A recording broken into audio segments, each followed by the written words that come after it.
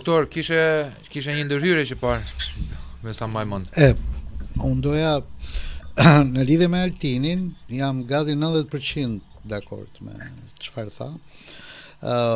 Por duke bërë dhe lidhjen me aktualitetin në të cilin jetojmë. Altini harroi të thoshte diçka që sado strateg të jenë liderët, nëse nuk ka atë zjarrin e popullit ku ai i përket vështirë që një komb aq i vogël të rezistonte për mbi 50 vjet. Ke shumë drejt. Asaj traume aq të madhe dhe dua të kujtoj këtu që edhe profesorin tjetër që në ato kohra as Skënderbeu dhe asnjëri tjetër s'kishte identitet kombëtar. Po.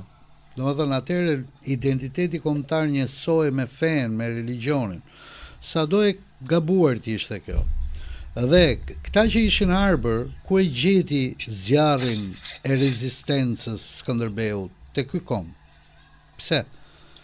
Dhe kjo nuk thuhet, por ky ishte një komb që kombi i arbërve ishte që Neroni i hidhte tek luanët. Po. Populli i parë i krishtëruar në Evropë janë arbërit. I lirët. Peshkopi i parë në gjithë historinë e kishës katolike, krishterë, jo katolike, i peshk Shën Andrea, ka qenë peshkopi i Durrësit në vitin 58 mbas Krishtit. Pra 22 vjet mbas vdekjes së Krishtit. Ky kisha më e vjetër në Evropë është zbuluar në Ulpian. Po. U devijua dhe autostrada, po ndërtoi autostrada Prishtinë-Shkup në atë kohë. U detyruan ta devijonin sepse u zbuluan themelet e kishës më të vjetër të ndërtuar ndonjëherë në Evropë, është ndërtuar atje në Ulpian, atje ku është vrarë Sultan Murati i parë, që tha profesori. Pra, ky ishte një Skënderbeu përdori këtë gjë, këtë rezistencë, këtë frym kaq të fortë të rezistuese. Dhe kjo është dhe arsyeja pse u shpall dhe lufta e shenjtë ndaj këtij kombi. Bëni një paralelizëm sot.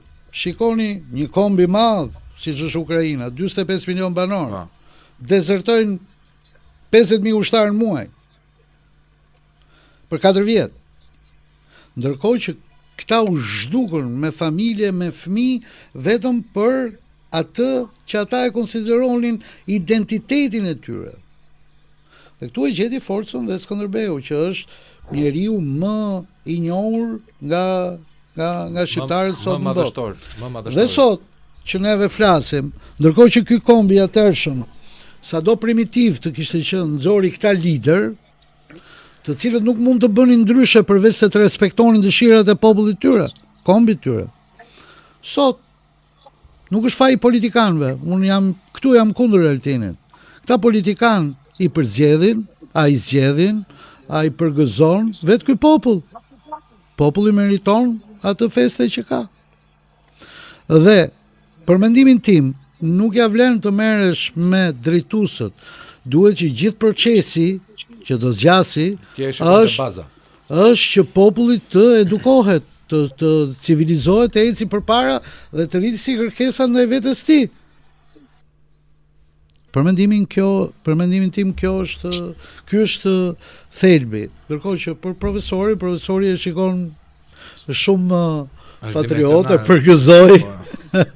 E shikon qendrën e Ballkanit, kombin ton, po unë nuk jam dhe aq dakord. Ashtu sikur se edhe Altini për shembull thoshte që e vërtetë është që despoti Branković e pengoi Skënderbeun të bashkohej me Uniadin, por ama despoti Branković, që i kishte dhënë vajzën sultanit për grua, për pjesë e haremit, kur u pushtua Beligradi ose Beogradi, ai erdhi, deti 2 vjet në oborrin e Skënderbeut. Skënderbeu e çoi në Napoli dhe djalin e vet, pra Gjonin, e martoi me vajzën e despotit Branković, Jerina Branković.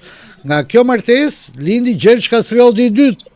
Gjergj Kastrioti i dytë, që erdhi për një kryengritje këtu, por u kthye për gati 2 vjet e gjys. Edhe u kthye prapë se e pa që s'ishte në qartësinë e bazës. Kjo marrëdhënie që duan të na shesin ose ne s'kemi padur konflikte të tmerrshme me popujt fqinj.